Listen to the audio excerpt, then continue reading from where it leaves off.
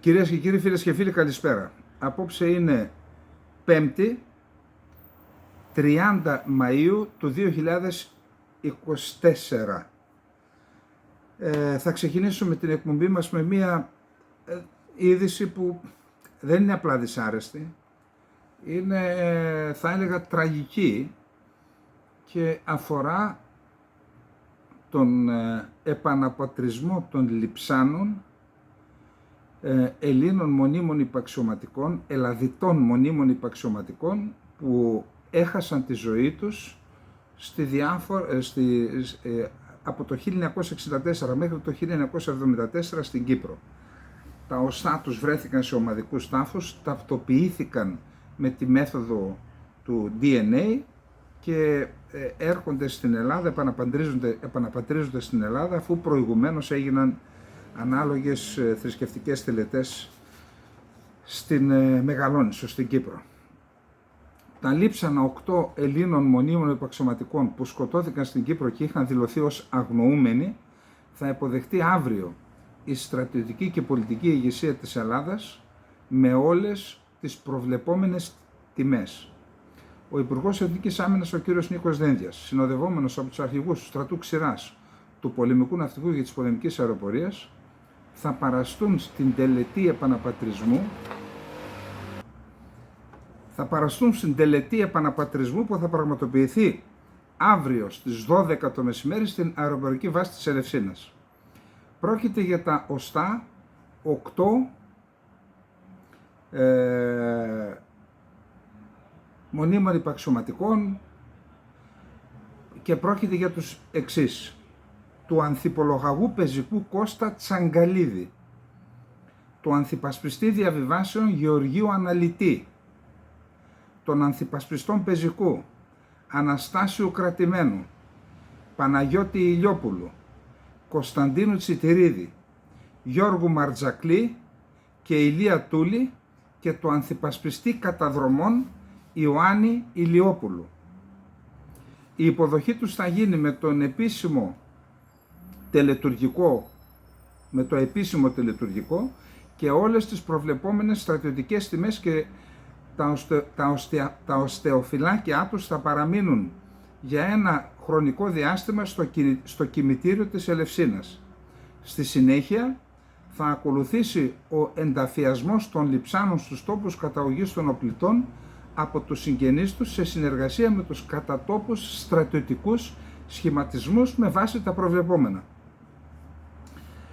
Οι 8 ήρωες υπηρετούσαν στην ελληνική δύναμη Κύπρο και οι ταφές τους θα πραγματοποιηθούν στο Μεγαπλάτανο Πέλλας.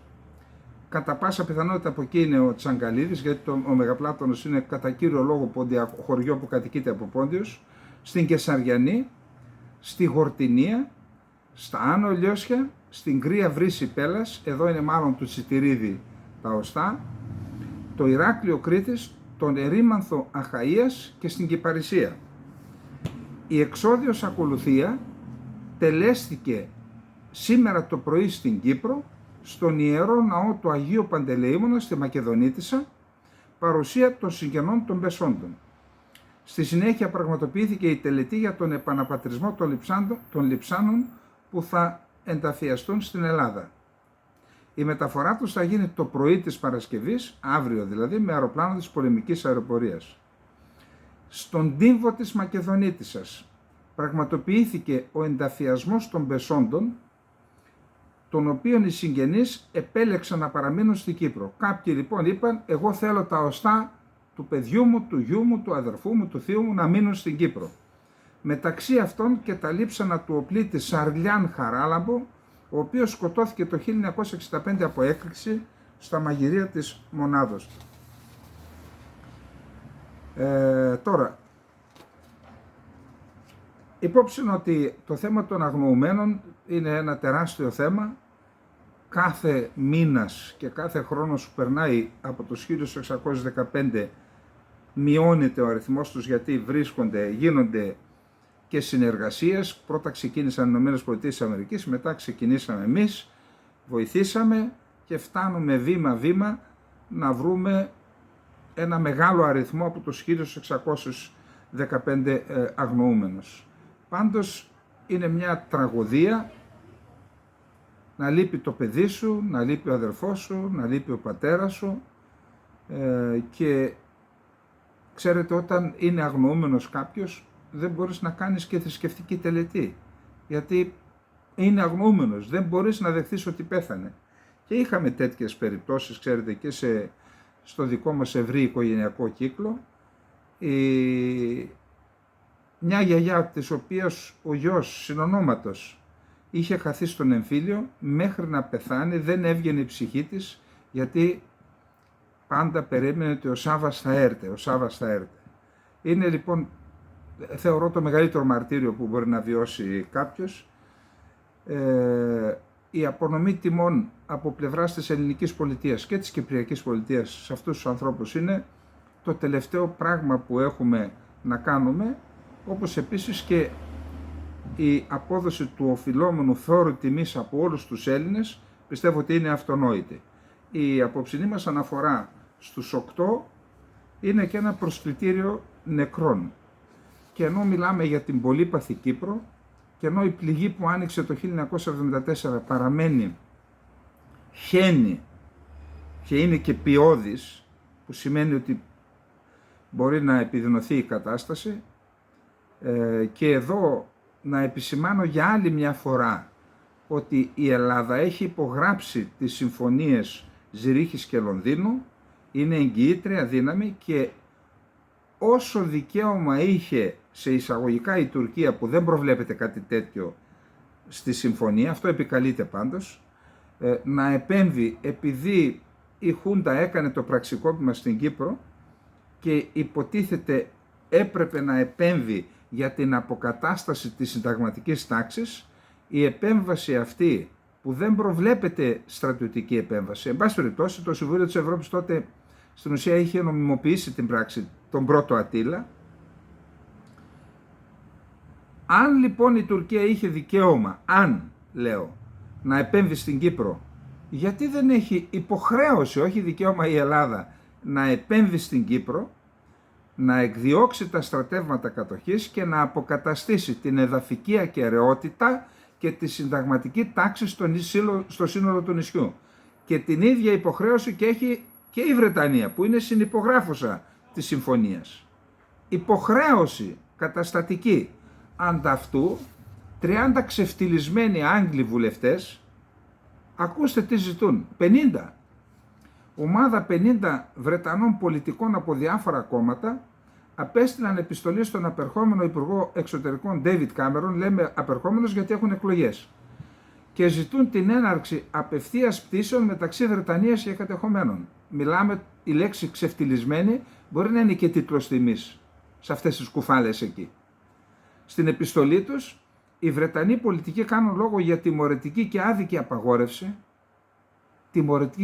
απαγόρευση, σε αυτούς οι οποίοι σφετερίζονται τη γη και τις περιουσίες των Ελληνοκυπρίων, έτσι, και έχουν παράνομη εισβολή και κατοχή. Τέτοιοι ξεφτυλισμένοι είναι. Όπως γράφει η εφημερίδα Independent, ελπίζουν ότι με την παρέμβασή τους θα θέσουν το θέμα στην ατζέντα της Βρετανικής κυβέρνησης, η οποία θα σχηματιστεί μετά τις εκλογές. Μεταξύ αυτών που συνυπογράφουν την επιστολή είναι ο πρώην Υπουργός Εξωτερικών των Εργατικών Λόρδος Τζακ Στρό, Λόρδος, και ο πρώην ηγέτης του Συντηρητικού Κόμματος Σερ Ιαν Ντάνκαν Σμιθ, δηλαδή την τρώμε και από αριστερά και από δεξιά. Η επιστολή αναφέρει μεταξύ άλλων ότι αν το Ηνωμένο Βασίλειο δεν δημιουργήσει γέφυρες με το ψευδοκράτος, τότε προκύπτει ο κίνδυνος να το πράξουν χώρες όπως η Ρωσία και το Ιράν. Δηλαδή τι λογική είναι αυτή? Τι λογική είναι αυτή, να μην πω την λέξη που ξέρετε? Δηλαδή για να μην το κάνουν άλλοι να το κάνετε εσείς, την αθλιότητα. Σε σχετικά ερωτήματα βουλευτών και λόρδων το τελευταίο διάστημα, η απάντηση των στελεχών του Foreign Office είναι ότι το Ηνωμένο Βασίλειο αναγνωρίζει μόνο ένα κυπριακό κράτος, την Κυπριακή Δημοκρατία, και μόνο μία κυβέρνηση ως τη μόνη νόμιμη κυβέρνηση στο νησί. Επίσης λένε ότι δεν μπορεί να χρησιμοποιηθεί το αεροδρόμιο Τύμβου, διότι δεν έχει χαρακτηριστεί από την νόμιμη κυβέρνηση του νησιού ως διεθνές αεροδρόμιο. όταν λένε και επιχειρηματολογούν, υποτίθεται οι ξεφτυλισμένοι, μα λέει πώς κάνουμε με την Ταϊβάν πτήσεις που δεν την έχουμε αναγνωρίσει. Και εκεί λέει η επιχειρηματολογία του Foreign Office είναι ότι η Κίνα, το Πεκίνο, έχει ορίσει ως διεθνές αεροδρόμιο το αεροδρόμιο της Ταϊπέη και γι' αυτό γίνονται οι πτήσεις. Εν πάση περιπτώσει, δεν θέλω να πω τίποτα άλλο. Το ξεφτυλισμένοι και κουφάλες πάλι λίγο είναι, τίτλος τιμής είναι. Πάμε στο δεύτερο θέμα μας. Οι Κούρδοι, ή μάλλον η αυτόνομη διοίκηση της βορειοανατολικής Συρίας, έχουν προκηρύξει εκλογές, αυτοδιοικητικές εκλογές για τις 11 Ιουνίου του 2024. Αυτές τις εκλογές η Τουρκία τις έχει αναγάγει σε μείζον θέμα, και έχουμε δηλώσεις και από τον Μπαξελή, τον Τουρκοναζί που συγκυβερνά με τον Ίσλαμο Ναζί Ερντογάν, και δημοσιογράφοι που είναι παπαγάλοι του Ερντογάν. Να διαβάσουμε λίγο τι έχει γράψει ο Αμπτουλκατήρ Σερβί για το θέμα και ένα εισαγωγικό σημείωμα δικό μου. Οι Κούρδοι της Συρίας από το 2012 έχουν επικρατήσει σε μια εκτεταμένη περιοχή στη βορειοανατολική Συρία και έκτοτε διοικούν την περιοχή με πρωτοφανή για τα δεδομένα της Μέσης Ανατολής τρόπο. Σε όλες τις δομές και τις θέσεις του κρατικού μηχανισμού και της αυτοδιοίκησης, οι γυναίκες συμμετέχουν με ποσοστό 50%, ενώ υπάρχει δημοκρατική αντιπροσώπευση όλων των λαών που κατοικούν στην περιοχή, με όλες τις μητρικές γλώσσες να διδάσκονται ελεύθερα στα σχολεία. Αυτό το σύστημα δημοκρατικής διοίκησης είναι η πραγματική απειλή για την Τουρκία και όχι τα άλλα κουραφέξαρα που λένε.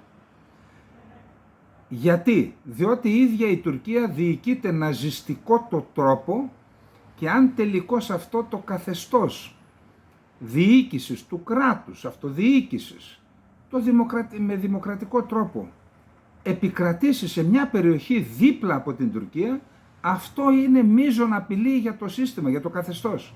Και όχι ο διαμελισμός της Τουρκίας. Αυτό είναι λάθος. Δεν μιλάμε για διαμελισμό.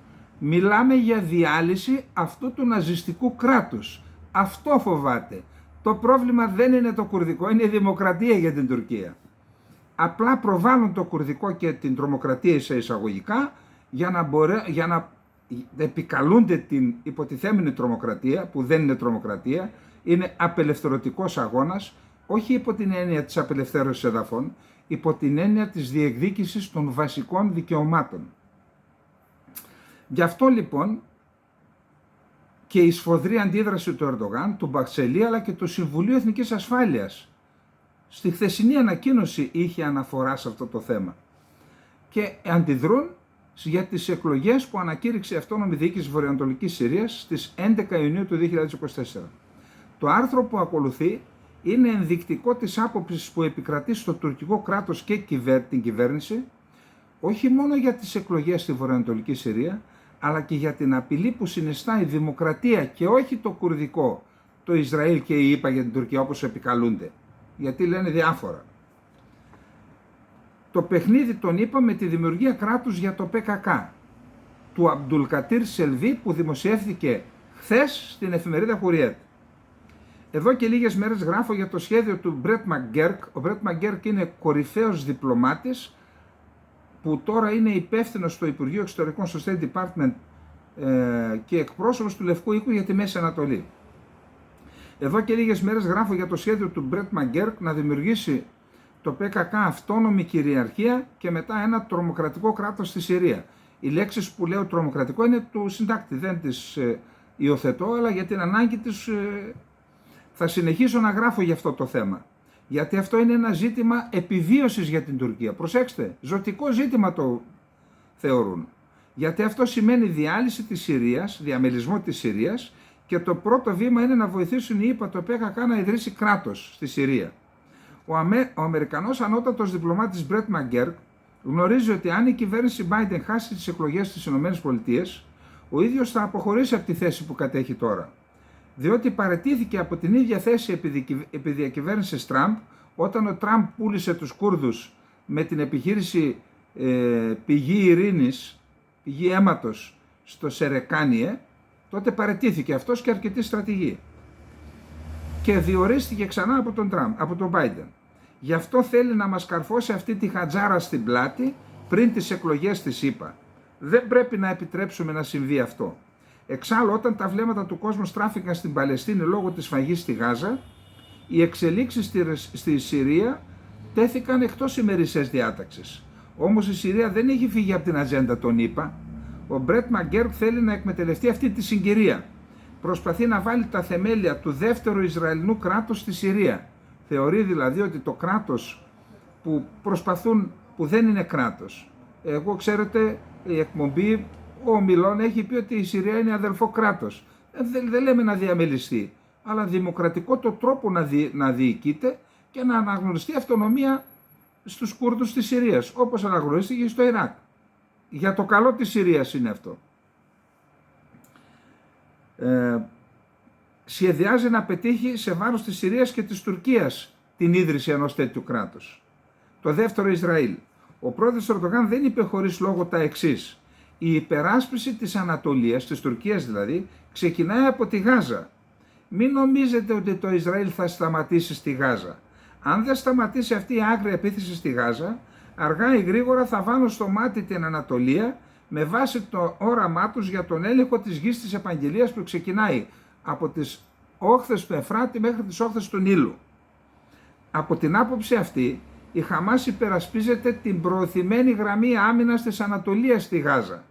Είσαι τόσο τυφλός που δεν μπορείς να το δεις αυτό, λέει ο Ερντογάν. Το ΠΚΚ το λένε οι Κούρδοι, το ΠΚΚ με την υποστήριξη των ΗΠΑ, ανακοίνωσε ότι θα διεξαγάγει τοπικές εκλογές στις 11 Ιουνίου στην περιοχή που ελέγχει στη Συρία. Η ημερομηνία αυτή είχε προηγουμένως καθοριστεί ως η 30η Μαΐου, σήμερα δηλαδή. Ωστόσο, λόγω αντιδράσεων και δυσλειτουργιών στο πρόγραμμα, αναβλήθηκε για τις 11 Ιουνίου. Οι εκλογές προγραμματίζεται να διεξαχθούν στις περιοχές Τζαζίρα, Ντέιρ Εζ Ζορ, Ράκα, Τάμπκα, Εφράτη, Μαμπίντς και Σέπχα του Αφρίν. Οι εκλογές αυτές δεν είναι σαν εκείνες που ξέρουμε. Εάν πρόκειται να διεξαχθούν εκλογές, η Συρία ως κυρίαρχος κράτος πρέπει να το ανακοινώσει. Μία τρομοκρατική οργάνωση ανακοινώνει ότι θα διεξαγάγει εκλογές σε μια συγκεκριμένη περιοχή. Αλλά δεν υπάρχει έγκριση από το Συριακό κράτος. Αύριο το Ισλαμικό κράτος θα πάρει άλλη μια απόφαση για εκλογές στην περιοχή που ελέγχει. Έτσι ξεκινάει η επίσημη διαδικασία διαμερισμού της Συρίας.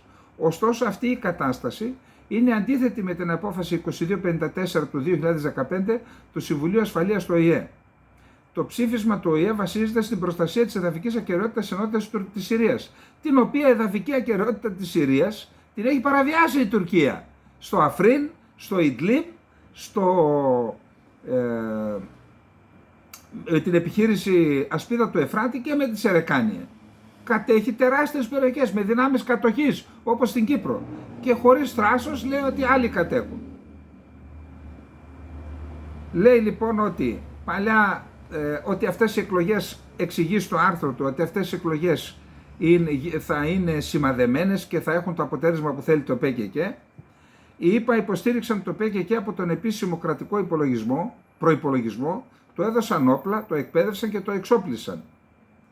Υπό το πρόσχημα της απειλής του Ισλαμικού κράτους. Το Ισλαμικό κράτος θέλει να ελέγξει και να κυβερνήσει μια περιοχή στα εδάφη της Συρίας και του Ιράκ. Σχημάτιζαν το συνασπισμό εναντίον του Ισλαμικού κράτους οι ΗΠΑ γι' αυτό το λόγο.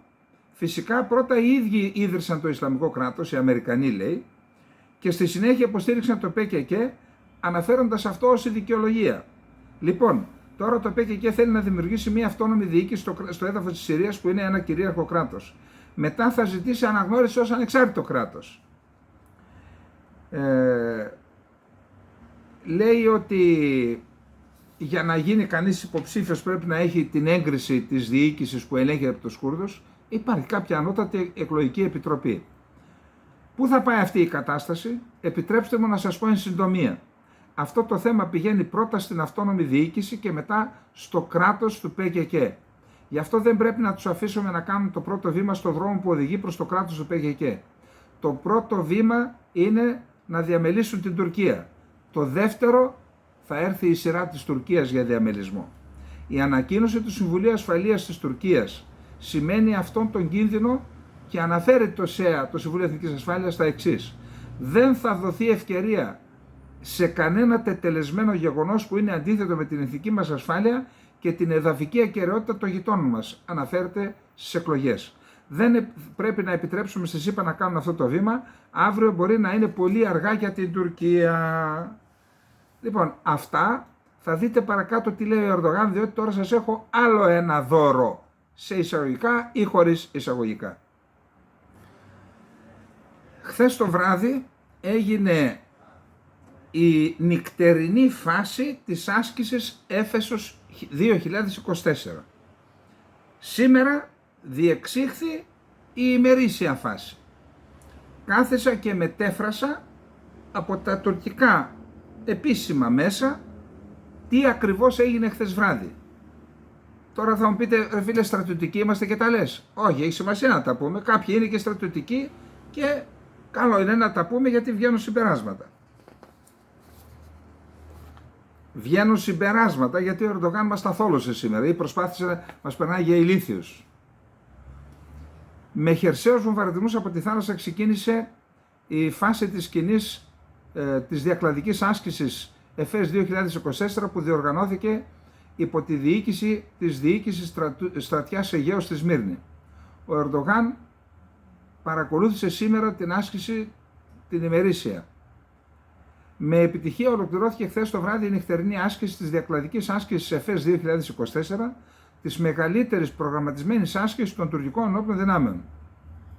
Στην άσκηση συμμετέχουν συνολικά 10.884 άτομα, 9.139 Τούρκοι, 1.745 ξένοι από 45 ξένες χώρες.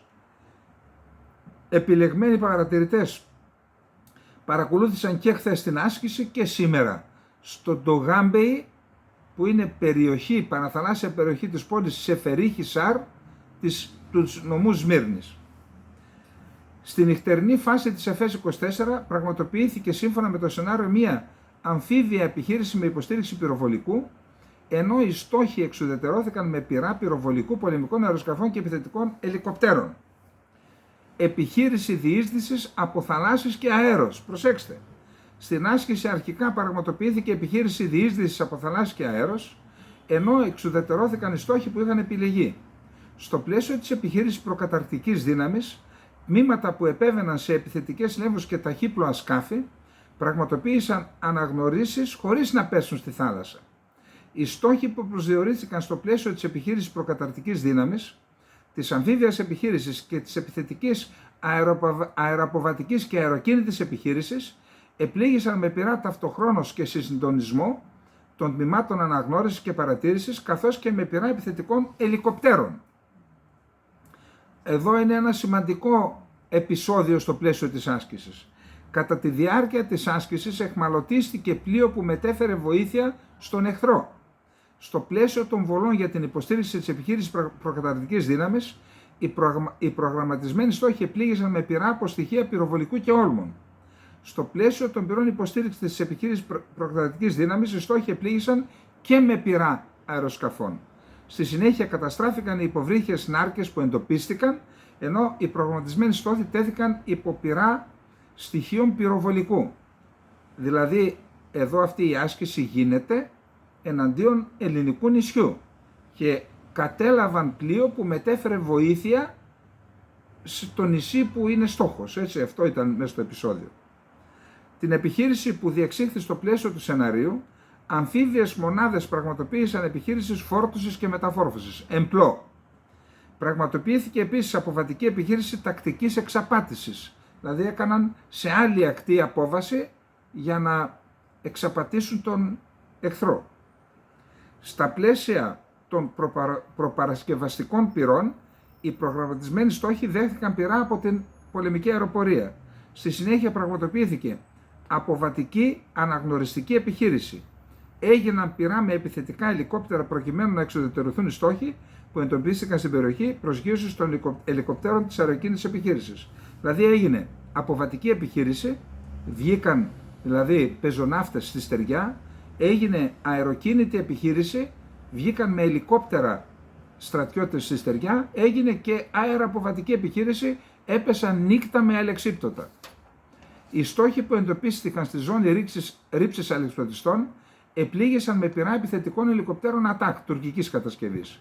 Οι βολές, οι οποίες πραγματοποιήθηκαν με ακρίβεια με κατευθυνόμενα βλήματα εθνικής παραγωγής, ακολούθησαν πρώτα, αφού προηγήθηκαν πυρά πυροβολικού όλμων και μετά πυρά με αεροσκάφη F-16. Στη συνέχεια της άσκησης και με βάση το σενάριο πραγματοποιήθηκε η επιχείρηση επίθεσης από αέρος. Τα φύλια τμήματα, αφού εξασφάλισαν το αεροπρογεφύρωμα, επιτέθηκαν εναντίον εχθρικών στοιχείων στην περιοχή. Η αντίπαλη δύναμη κρατήθηκε υποποίηση με πυρά πυροβολικού. Τα εχθρικά άρματα δέχτηκαν πυρά από τα στρατεύματα που αποβιβάστηκαν στην περιοχή με εντερματικά όπλα. Η εχθρική δύναμη κρατήθηκε υποποίηση και με πυρά όλμων. Στη διάρκεια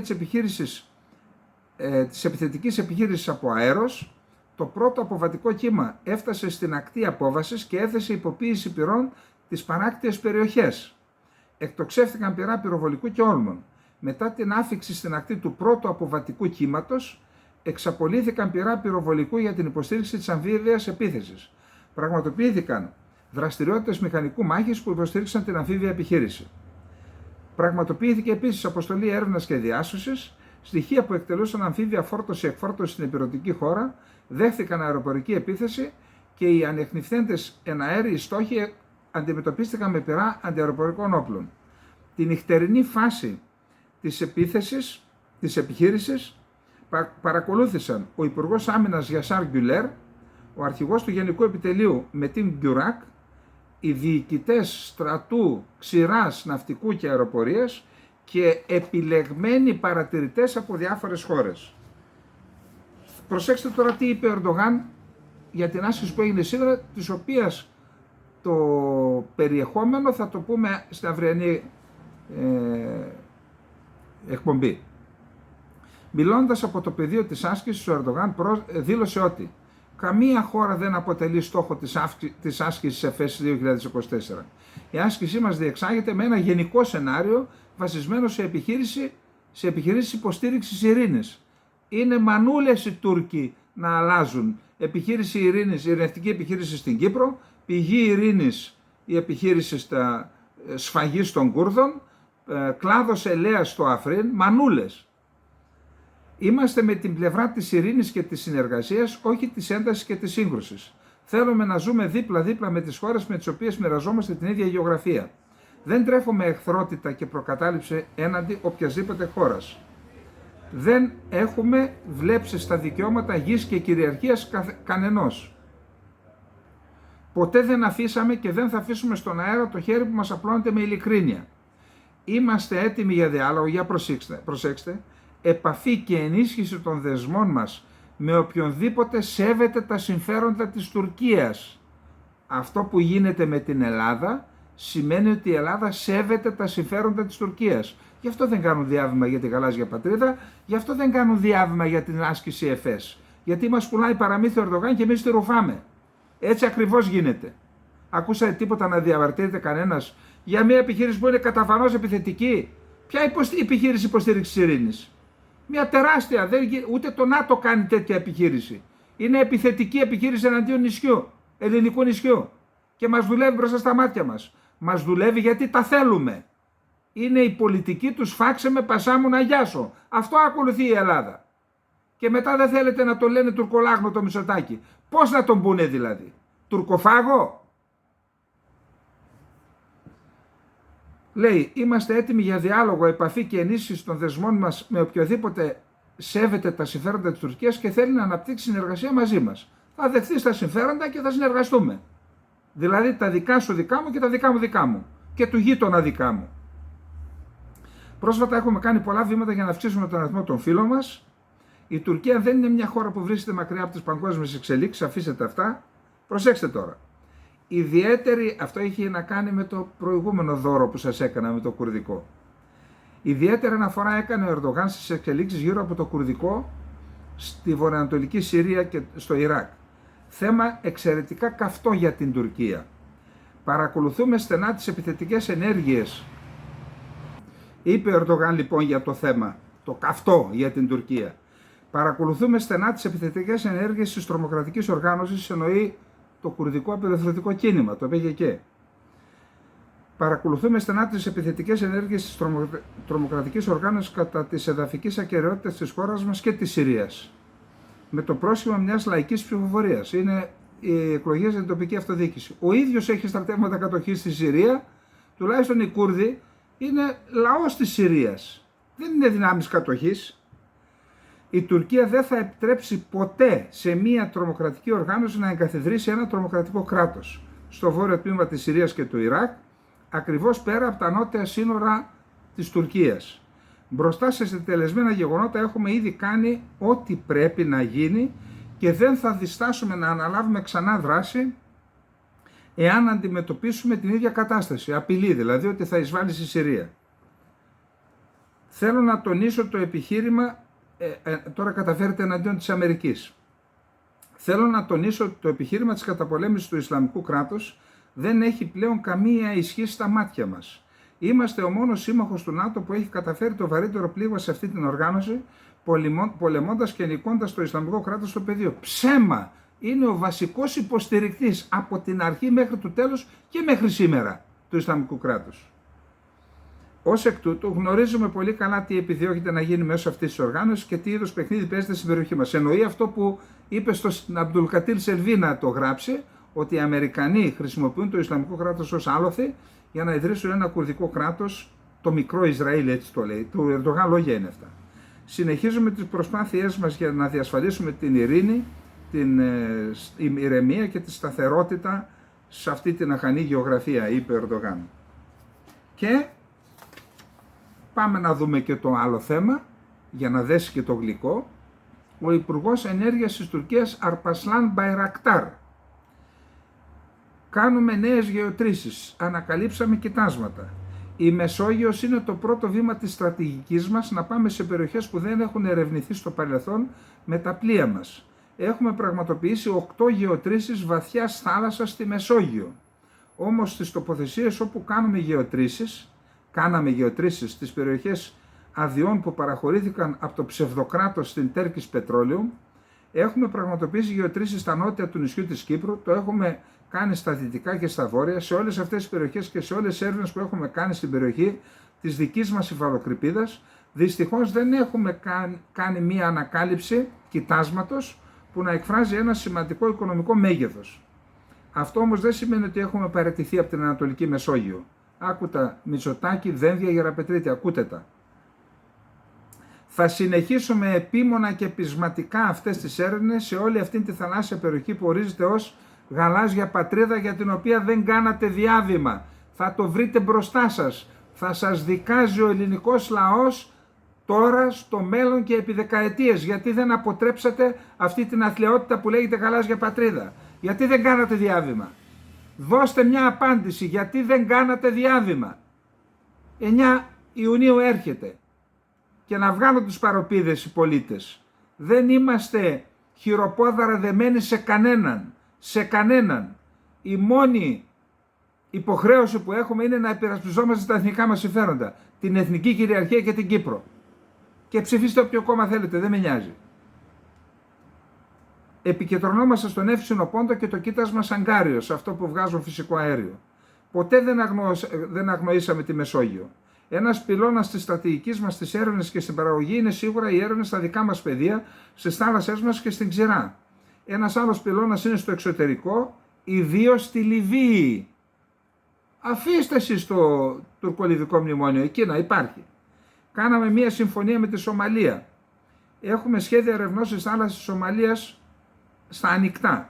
Στόχος μας είναι να πραγματοποιήσουμε σεισμικές έρευνες, ίσως εντός του τρέχοντος έτους, και στη συνέχεια να περάσουμε στις γεωτρήσεις τα επόμενα χρόνια. Έχουμε μια πολυδιάστατη στρατηγική ερευνών και παραγωγής. Και τώρα αυτοί οι οποίοι προπαγάνδιζαν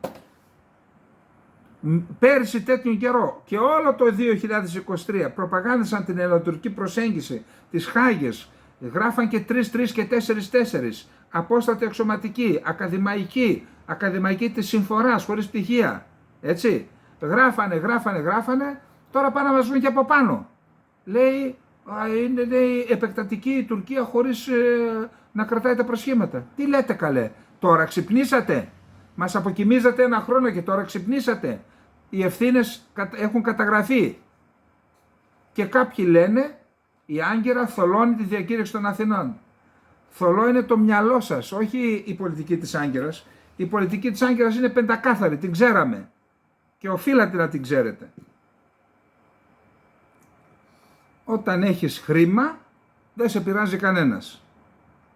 Είπαμε πέρσι το Σεπτέμβρη με ευνηδιαστική επιχείρηση, ενώ υπήρχε και ειρηνευτική δύναμη υποτίθεται των Ρώσων στο Καραμπάχ, στο Αρτσάχ, στο ορεινό Καραμπάχ, το Αζερβαϊτζάν με μια ευνηδιαστική επιχείρηση πήρε ολόκληρο αυτόν τον αρμενικό θύλακα στην περιοχή και εξανάγκασε, έκανε εθνοκάθαρση. 110.000 άνθρωποι εγκατέλειψαν τα σπίτια τους. Δεν υπάρχει, μερικές εκατοντάδες Αρμένοι ζουν, επέλεξαν να μείνουν εκεί, όλοι οι άλλοι φύγαν.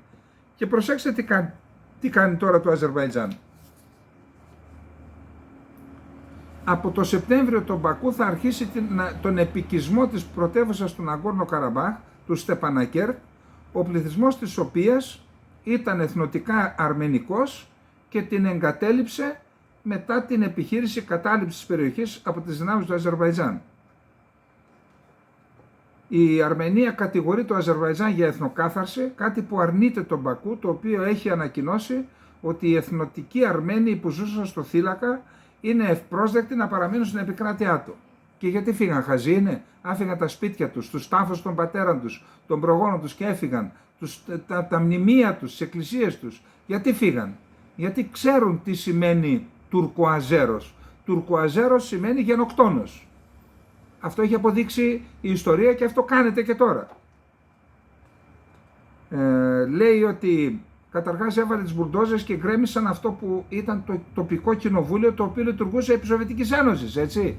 Είχε αυτονομία από τη Σοβιετική Ένωση το Καραμπάχ. Έβαλε τις μπουλντόζες, το γκρέμισαν και τώρα λέει θα λειτουργήσει το Πανεπιστήμιο του Καραμπάχ και θα ξεκινήσει τις δραστηριότητες του και θα επικιστεί το Στεπανακέρτ, Χανκέν το ονομάζουν τώρα οι Τουρκοαζέροι, με φοιτητές. Τα νοσοκομεία σταμάτησαν να λειτουργούν φυσικά, οι αρχές επιτροπής ίδρυυσης το ίδιο, σταμάτησε η ιστορία. Και είμαστε έτοιμοι για την ολοκλήρωση της εθνοκάθαρσης. Και να δούμε και ένα άλλο θέμα σε σχέση με την Αλβανία. Λίγο πριν από τις ευρωεκλογές, ο Υπουργός Ευρωπαϊκών Υποθέσεων και Εξωτερικών της Αλβανίας, Ίγκλι Χασάνι, βρέθηκε στο Βερολίνο σε μια εκδήλωση του Ιδρύματος του Κέντρου Ζακ Ντελόρ προς τη διεύρυνση, χαρτογραφώντας προκλήσεις και μεταρρυθμιστικές οδούς. Στο επίκεντρο βρέθηκε η ευρωπαϊκή προοπτική της Αλβανίας και φυσικά έγινε αναφορά και στο θέμα Μπελέρη. Αναφερόμενος στις ελληνοτουρκικές σχέσεις με βάση την Deutsche Welle, ο Αλβανός Υπουργός Εξωτερικών, Ευρωπαϊκών Υποθέσεων και Εξωτερικών της Αλβανίας είπε: οι ελληνοτουρκικές σχέσεις είναι εξαιρετικές. Οι σχέσεις Αλβανίας και Ελλάδας ήταν πάντα άψογες. Οι δύο λαοί συνυπήρχαν ειρηνικά στην περιοχή για αιώνες, σωστό. Η μητέρα μου είναι από τη Χιμάρα, μπορούμε μάλιστα να μιλήσουμε ελληνικά και τώρα. Αλλά μάλλον μόνο εμείς οι δύο και μπορεί ορισμένοι άλλοι εδώ να μας καταλάβουν, ανέφερε χαριτολογώντας κάτι που έκανε πραγματικά μετά το τέλος της εκδήλωσης σε άπτεστα ελληνικά. Σε ερώτηση σχετικά με την υπόθεση Μπελέρη, είπε ότι η Ελλάδα θέλει να το δείξει ότι είναι και ευρωπαϊκής υφής γιατί αφορά το κράτος δικαίου, ενώ η άποψη της Αλβανίας είναι ότι είναι ένα θέμα απόπειρας εξαγοράς ψήφων και θέμα της δικαιοσύνης που η αλβανική κυβέρνηση δεν παρεμβαίνει. Νέο ανέκδοτο αυτό. Εδώ παρεμβαίνει σε όλες τις χώρες. Στην Τουρκία εντάξει. Και στην Ελλάδα παρεμβαίνει η κυβέρνηση. Δεν παρεμβαίνει στην Αλβανία. Θα μας τρελάνετε τώρα.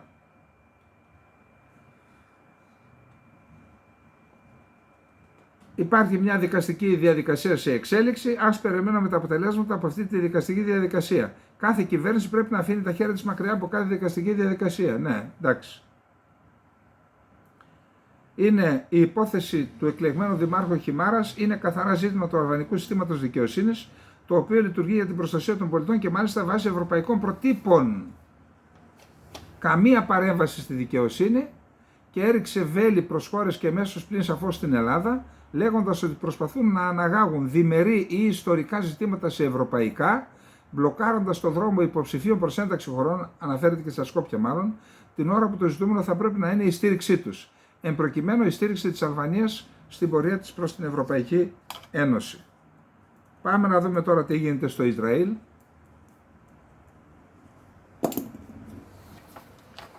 Σε σχέση με το κουρδικό, είδα μια ανάρτηση στο Instagram του γιου του Νετανιάχου, του Γιαΐρ Νετανιάχου, έβαλε χάρτη του Μεγάλου Κουρδιστάν που εκτείνεται σε περιοχές του Ιράν, του Ιράκ, της Συρίας, κυρίως της Τουρκίας, πάνω από 50% είναι στην Τουρκία και φτάνει και μέχρι τη Μεσόγειο. Έβαλε ένα τέτοιο χάρτη, έγραψε ότι ο κουρδικός λαός πρέπει να αποκτήσει την ανεξαρτησία του και την ελευθερία του και τέτοια. Τρελάθηκαν οι Τούρκοι και προκάλεσε μεγάλες αντιδράσεις. Η Μοσάτ λέει ότι το Ιράν βρίσκεται πίσω από τις επιθέσεις σε Ισραηλινές πρεσβείες στη Σουηδία και το Βέλγιο. Οι μάχες συνεχίζονται στη βόρεια λωρίδα της Γάζας. Το επίκεντρο των μαχών είναι η Μπέιτ Λαχία, όπου το βαρύ πυροβολικό και τα μη επανδρομένα αεροσκάφη του Ισραηλινού στρατού συνεχίζουν να στοχεύουν σχολεία και καταφύγια για εκτοπισμένους. Ο Ισραηλινός στρατός ανατείναξε μια κατοικημένη περιοχή, της οποίας οι κάτοικοι είναι εκτοπισμένοι, στην περιοχή Σεϊχ Ζαϊέχ στη βόρεια Γάζα. Ο Υπουργός Οικονομικών του Ισραήλ Σμότριχ απείλησε από τα από τα περιοχές που υπάρχουν παράνομοι οικισμοί επίκων στη Δυτική Όχθη και έκανε τη εξής δήλωση: θα σας μετατρέψουμε σε ερειπωμένες πόλεις όπως κάνουμε τώρα στη λωρίδα της Γάζας. Αυτά τα παίρνει το Διεθνές Δικαστήριο. Πού κάνεις τέτοιες δηλώσεις? Επιβαρύνεις τη χώρα σου με αυτά. Κανάλι 7 το Ισραήλ. Το Ισραήλ πρέπει επίσης να ξεκινήσει ένα πόλεμο για να αμυνθεί στη Δυτική Όχθη. Καπάκι στη δήλωση του Σμότριχ. Οι Ισραηλινές δυνάμεις εισέβαλαν στη Ραμάλα χθες το βράδυ γιατί σκοτώθηκαν 2 Ισραηλινοί στρατιωτικοί εκεί, στρατιώτες. Και λέει ότι λάθησαν χρήματα από γραφεία συναλλάγματος, λένε οι Παλαιστίνοι. Ο στρατιωτικός σύμβουλος του Ισραηλινού Πρωθυπουργού, ο Τζάτσι Χανέγμπι, δήλωσε ότι ο πόλεμος στη Γάζα θα διαρκέσει μέχρι το τέλος του 2024 και δεν υπάρχουν προοπτικές για τον τερματισμό του πολέμου βραχυπρόθεσμα. Το Ισραήλ ζήτησε από την UNRWA να εκενώσει τα γραφεία της στην Ανατολική Ιερουσαλήμ μέσα σε ένα μήνα, ενώ ένα σχέδιο ψηφίσματος νόμου να χαρακτηριστεί τρομοκρατική οργάνωση πέρασε από την Επιτροπή της Κνεσέτ, θα πάει για τελική ψηφοφορία. Ήχησαν οι σιρήνες σε περιοχές του Βορείου Ισραήλ και μάλιστα λένε ότι πέρασαν και κάποια μη επανδρομένα αεροσκάφη. Ο διοικητής των αεροδιαστημικών δυνάμεων του Σώματος των Φρουρών της Ισλαμικής Επανάστασης, ταξιέρκος Αμίρ Αλ Χατζιζαντέ, είπε ότι το Ισραήλ έστειλε μήνυμα μέσω της Αιγύπτου στο Ιράν ότι θα έκανε παραχωρήσεις στον πόλεμο της Γάζας με αντάλλαγμα το Ιράν να μην απαντήσει στο βομβαρδισμό του προξενείου του στη Δαμασκό. Ο Μπασάρ Άσαντ με τη συνοδεία του επισκέφθηκε την Τεχεράνη και συναντήθηκε με τον Αγιατολάχ Χαμενεή. Το Ιράν παρήχε στους Χούτις στην Ιεμένη βαλιστικό πύραυλο Κάντρ, ο οποίος αποτελεί σοβαρή πρόκληση για τα αμερικανικά και ισραηλινά συμφέροντα στην περιοχή. Σήμερα κατέριψαν, αν δεν κάνω λάθος, το 7ο MQ-9, ένα πολύ ακριβό στρατηγικό μη επανδρωμένο αεροσκάφος στην περιοχή. Το σημαίνει κάποια δυνατότητα απέκτησαν για να τα καταρρίπτουν. Οι Ισραηλινές δυνάμεις σκότωσαν περίπου 300 Παλαιστινίους ενόπλους στη διάρκεια επιχείρησης στη Ράφα από τότε που άρχισε τις 6-7 Μαΐου. Ο Μπένι Γκάντς, με ένα κεντρό κόμμα που έχει και συμμετέχει στο Πολεμικό Συμβούλιο, κατέθεσε πρόταση νόμου για διάλυση του Κοινοβουλίου, όμως δεν έχει την επαρκή στήριξη στην Κνεσέτ ώστε να προκαλέσει πρόωρες εκλογές. Είχε δώσει τελεσίγραφο, το έχουμε πει εδώ, είπε εάν μέχρι τις 8 Ιουνίου δεν μου δώσει σχέδιο για την επόμενη μέρα στη Γάζα, εγώ αποσύρομαι από την κυβέρνηση. Και να αποσυρθεί δεν μπορεί να ρίξει την κυβέρνηση. Λοιπόν, η βόμβα που σκότωσε τα 45 άτομα στον καταβλισμό στη Ράφα ήταν αμερικανικής κατασκευής. Επίσης, χθες το βράδυ προς σήμερα, Τετάρτη προς Πέμπτη, η Παλαιστινιακή Ερυθρά ημισέλληνος κατήγγειλε το θάνατο 2 εργαζομένων μετά από απευθείας πλήγμα του Ισραηλινού στρατού εναντίον ασθενοφόρου στο δυτικό τομέα της Ράφας. Επίσης είπαμε ότι ανέπτυξε δυνάμεις στη Δυτική Όχθη μετά το θάνατο 2 στρατιωτών. Ο Ισραηλινός στρατός ανακάλυψε 20 υπόγειες σύραγγες σε παραμεθόρια περιοχή στη Ράφα, που σύμφωνα με τον Ισραηλινό στρατό χρησιμοποιούνται για λαθρεμπόριο διαφόρων εμπορευμάτων και όπλων μέσω Αιγύπτου. Η Αιγυπτιακή κυβέρνηση διέψευσε την ύπαρξη σειράγκων και είπε ότι το Ισραήλ τα ισχυρίζεται αυτά για να δικαιολογήσει την επίθεση στη Ράφα. Μένονται οδομαχίες και βομβαρδισμοί στην πόλη.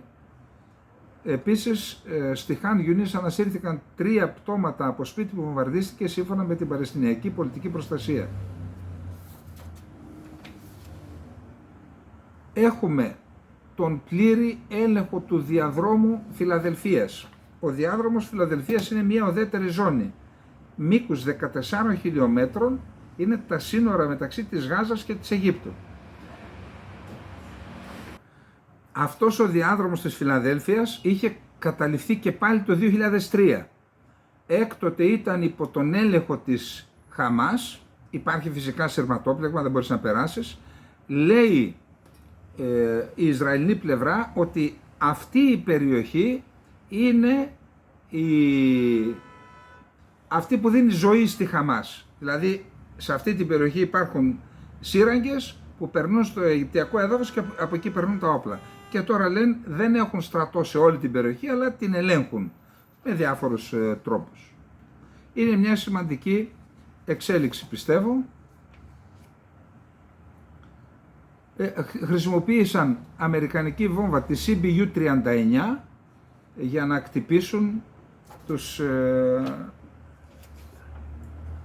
Πάμε τώρα. Έχουμε πίεση, είπαμε, ο Νετανιάχου δεν περνάει καλά. Είναι οι δυσκολότερες μέρες της πολιτικής του σταδιοδρομίας.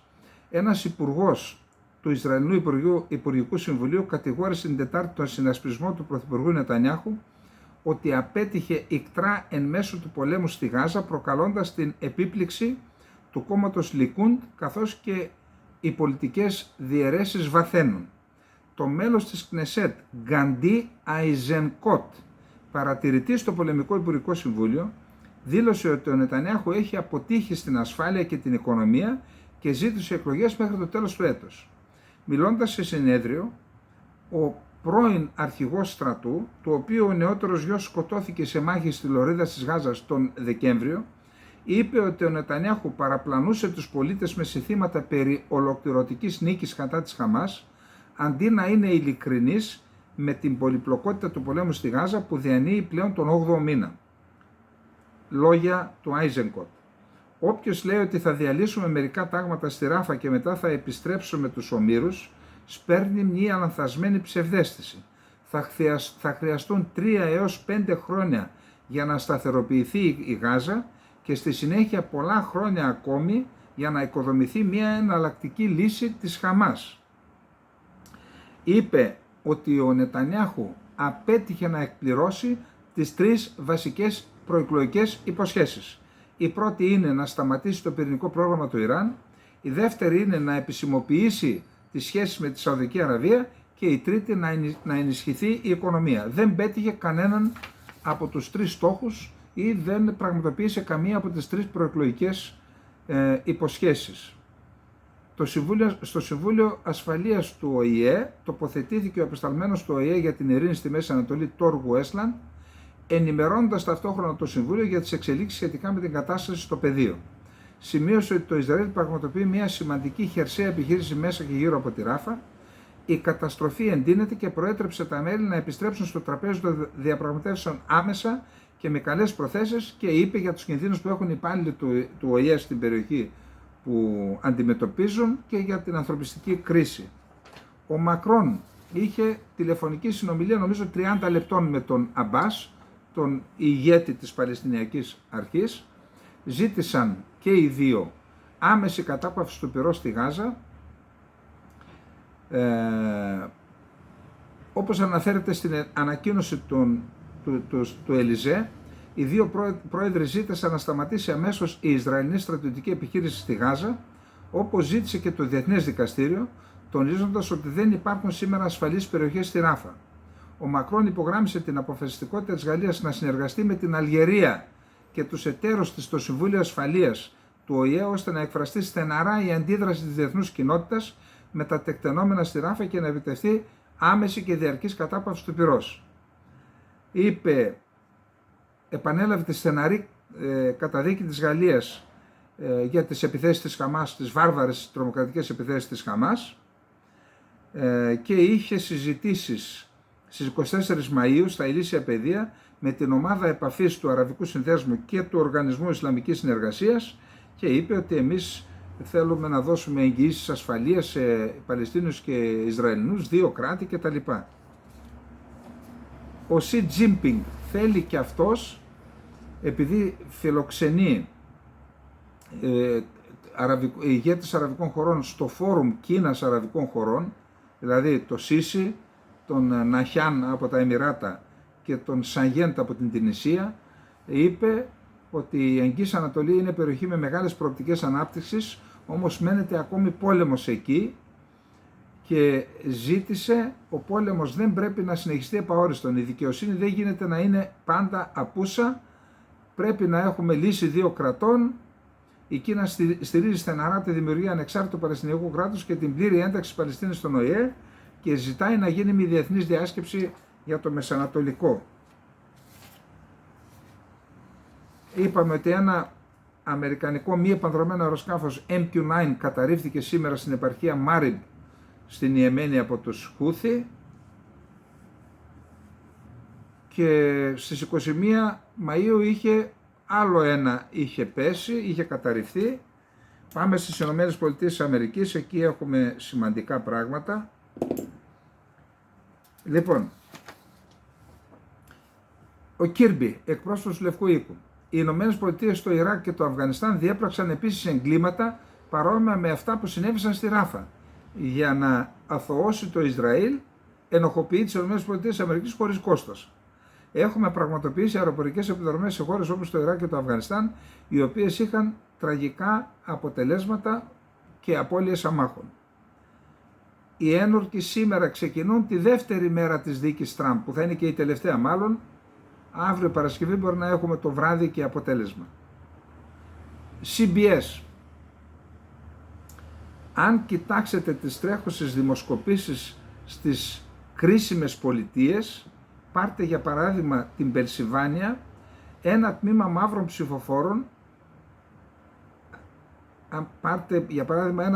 ψηφοφόρων, στην Πενσιλβάνια και τη συγκρίνετε με τα exit poll πριν 4 χρόνια, βλέπουμε ότι 10% λιγότεροι άνθρωποι θα ψηφίσουν τώρα τον Biden και τον Τραμπ θα τον ψηφίσουν περισσότεροι. Γιατί είναι σημαντικό?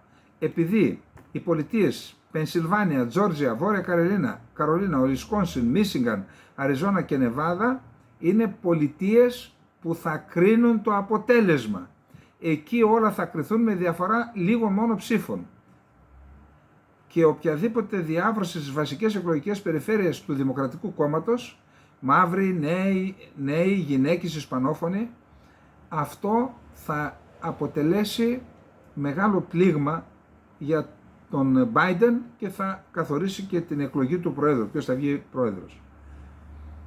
Είχαμε ένα λογοπαίγνιο σήμερα, ο Αμερικανός οικονομολόγος Jeffrey Sachs έδωσε συνέντευξη στον αιρετικό Αμερικανό δημοσιογράφο Tucker Carlson. Λέει λοιπόν ο οικονομολόγος, γιατί η ΗΠΑ είναι η μόνη χώρα που δεν έχει ποτέ πραξικοπήματα, κανένα πραξικόπημα, γιατί είναι η μόνη χώρα που δεν έχει αμερικανική πρεσβεία. Τι χιούμορ είναι αυτό? σκοτσέζικου. Οι Ηνωμένες Πολιτείες μποϊκοτάρουν την τελετή της Γενικής Συνέλευσης του ΟΗΕ στη μνήμη του αποθανόντος Ιρανού Προέδρου. Υπάρχει παράδοση στον ΟΗΕ, όταν κάποιος εν ενεργή αρχηγός κράτος χάσει τη ζωή του, τηρείται 1 λεπτού σιγή. Η Αμερική θα μποϊκοτάρει αυτή τη διαδικασία. Αυτή την εβδομάδα στη Σιγκαπούρη, οι επικεφαλής των υπηρεσιών των Υπουργείων Άμυνας της Κίνας και των ΗΠΑ, ο Ντόγκ Γιουν και ο Λόιτ Όστιν, θα συζητήσουν μεταξύ άλλων τη δημιουργία μιας γραμμής, κόκκινο τηλέφωνο δηλαδή, που θα αφορά την Ταϊβάν. Κίνα. Τίποτε δεν θα σταματήσει την ιστορική και μη αναστρέψιμη τάση της Κίνας προς την επανένωση με την Ταϊβάν. Στη Σύνοδο Κορυφής του ΝΑΤΟ θα συζητηθούν οι προοπτικές ένταξης της Ουκρανίας στη συμμαχία, αλλά δεν θα της δοθεί πρόσκληση. Αυτό δήλωσε ο Αμερικανός πρέσβης στο ΝΑΤΟ, Τζούλιαν Σμιθ. Το ΝΑΤΟ διαθέτει μόνο το 5% της αεράμενας που χρειάζεται για να προστατεύσει όλη την ανατολική πλευρά του απέναντι σε ρωσική απειλή. Το State Department σχεδιάζει να δημοσιεύσει βίντεο στα κοινωνικά δίκτυα σχετικά με τη σοβαρότητα της ρωσικής απειλής για τους κατοίκους της Σουηδίας και της Φινλανδίας, ανακοίνωσε η Ρωσική Υπηρεσία Πληροφοριών. Επιπλέον, όπως αναφέρθηκε, ο Γενικός Διοικητής των Σουηδικών Ενόπλων Δυνάμεων προσπαθεί να πείσει τους Σουηδούς ότι η Ρωσία φέρεται να χρειάζεται το νησί Γκότλαντ, δείτε στο Βαλτική είναι σημαντικό νησί, για να ελέγχει μέσω του νησιού Γκότλαντ τη Βαλτική θάλασσα. American Conservative. Ο πόλεμος στην Ουκρανία έδειξε ότι τα δυτικά όπλα δεν είναι κατάλληλα για σύγχρονο πόλεμο και είχε φωτογραφίες από την έκθεση δυτικών αρμάτων, μάχης, τεθωρακισμένων και άλλων πυροβόλων που έχουν κάνει οι Ρώσοι στην Μόσχα. Τώρα οι αδυναμίες και τα προφανή τροτά σημεία των δυτικών όπλων έχουν γίνει ορατά σε κάθε μελλοντικό γεωπολιτικό ανταγωνιστή, κυρίως στην Κίνα. Ο Biden πλησιάζει όλο και περισσότερο στην απόφαση να επιτραπεί στους Ουκρανούς να χρησιμοποιούν αμερικανικό όπλα για επιθέσεις σε ρωσικό έδαφος, γράφουν σήμερα οι New York Times. Ο Blinken λέει από τη Μολδαβία: είμαστε ανοιχτοί σε μια ενδεχόμενη αλλαγή κανόνων. Λέει ότι επειδή άλλαξαν τα δεδομένα στο πεδίο, μπορούμε να αλλάξουμε και εμείς την απόφασή μας και να επιτρέψουμε τη χρήση όπλων. Επιλέξει, είπε. Σε κάθε βήμα του δρόμου μάθαμε να προσαρμοζόμαστε και αυτό ακριβώς θα κάνουμε και στο μέλλον. Ακούμε συνεχώς, μαθαίνουμε συνεχώς και αποφασίζουμε τι είναι απαραίτητο για να διασφαλίσουμε ότι η Ουκρανία μπορεί να συνεχίζει να αμήνεται αποτελεσματικά. Είμαστε σε καλό δρόμο για να συμβάλλουμε στην επιτυχία της Ουκρανίας, μιας χώρας που στέκεται στα πόδια της στρατιωτικά, οικονομικά και δημοκρατικά. Τώρα μην γελάσετε, ο διοικητής της διοίκησης Ινδικού Ειρηνικού των Ηνωμένων Πολιτειών, ο στρατηγός Σαμουέλ Παπάρο, δεν γελάμε, στις 3 Μαΐου προέβησε ορισμένες δηλώσεις, μεταξύ άλλων σημειώνοντας την ετοιμότητα της Ρωσίας και της Κίνας να ξεκινήσουν από κοινού παγκόσμιες αλλαγές στην παγκόσμια τάξη. Έχουμε έρευνες.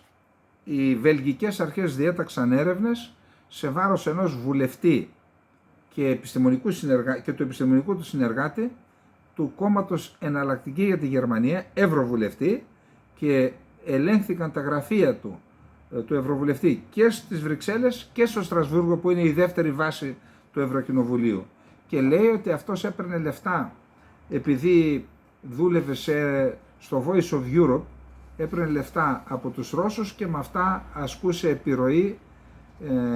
Θεωρείται ότι ήταν ένα φιλορωσικό δίκτυο και ασκούσε επιρροή υπέρ της Μόσχας.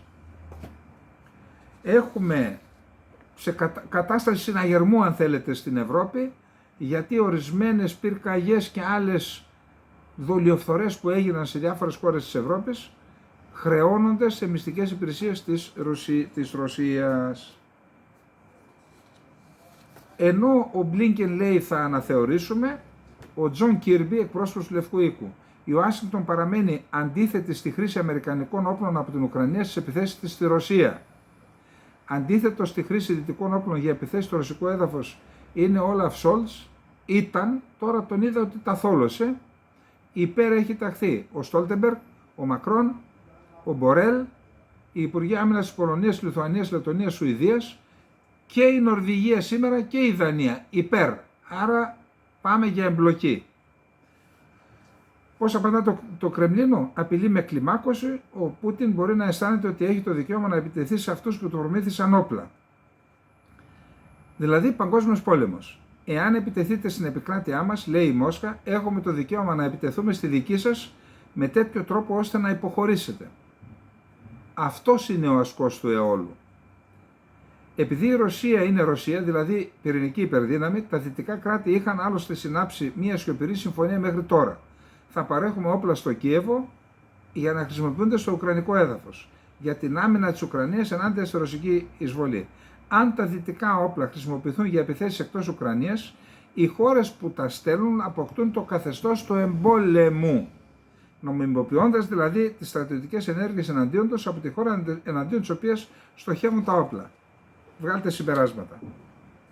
Πάμε στο τελευταίο θέμα.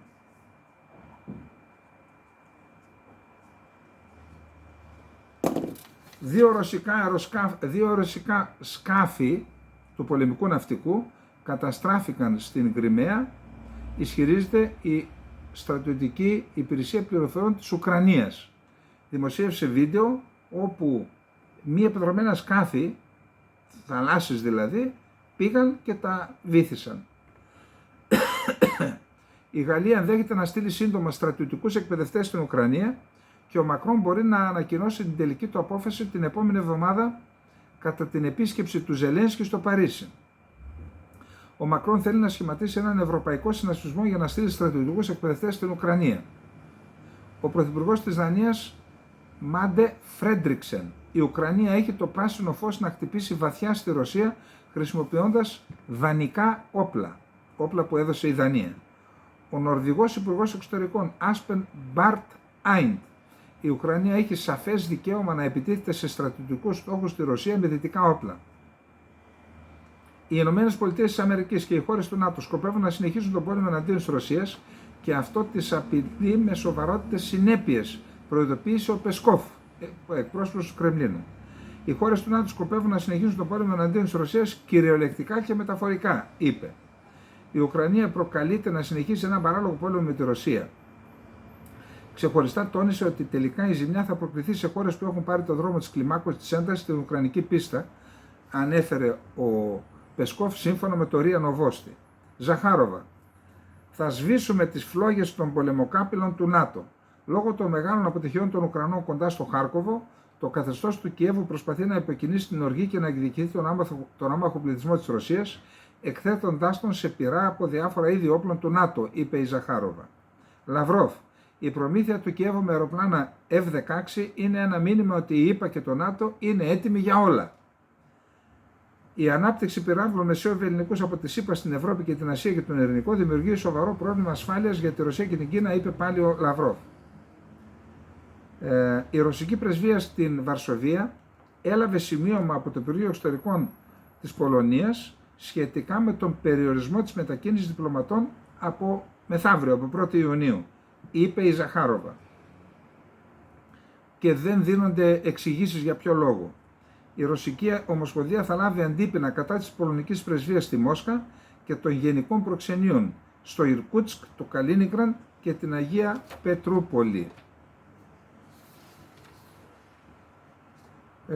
Ο Λαυρόφ έκανε δήλωση και είπε ότι είναι υπέρ μιας ειρηνευτικής διάσκεψης με πρωτοβουλία της Κίνας που θα συμμετέχει η Ρωσία και η Ουκρανία. Εμείς είμαστε ανοιχτοί για όλα. Και είπε ότι η χώρα του, ότι η Ρωσία θεωρεί μήνυμα του ΝΑΤΟ τη σχεδιαζόμενη παροχή στην Ουκρανία μαχητικών αεροσκαφών F-16, τα οποία μπορούν να φέρουν πυρηνικές κεφαλές. Προσπαθούν να μας πούν ότι η ΗΠΑ και το ΝΑΤΟ δεν θα σταματήσουν πουθενά στην Ουκρανία.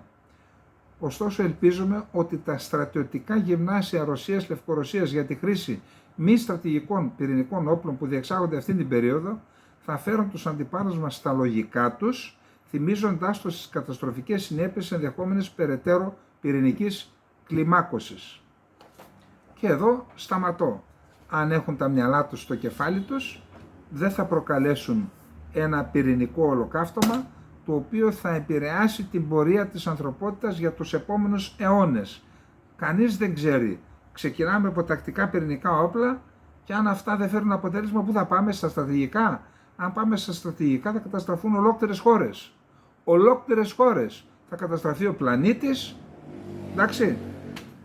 Λοιπόν, αυτά. Είπαμε τίποτα για το συμμετέχω? Φτάσαμε, παιδιά, στην τελική ευθεία. Δηλαδή, αν θεωρήσουμε ότι ήταν ένας υπερμαραθώνιος 100 χιλιόμετρων, είμαστε στο 85ο χιλιόμετρο, στο 90ο. Τι έμεινε τώρα? Οπότε, κάντε ό,τι μπορείτε, γιατί πραγματικά όλα μπορεί να τα ανοιχτεί κανείς, αλλά όχι να μας δουλεύει ο Ερντογάν. Να κάνει άσκηση κατάληψης ελληνικού νησιού και λέει είναι η ειρηνική η τέτοια αυτή. Εντάξει, μπροστά στα μάτια μας κοροϊδεύει. Αυτό δεν πρέπει να το ανέχεται ο ελληνικός λαός. Λοιπόν, ενισχύουμε το κανάλι μας, like, μου αρέσει δηλαδή, σχόλια, ασχέτως αν μπορώ να απαντήσω σε όλα, παιδιά, υπάρχουν τώρα και υποχρεώσεις πολλές και παρακάτω υπάρχουν και 2 τρόποι υποστήριξης, ό,τι μπορείτε και ό,τι θέλετε μπορείτε να το κάνετε. Λοιπόν, αυτά, καλή νύχτα, να είστε όλοι και όλες καλά, καλή νύχτα.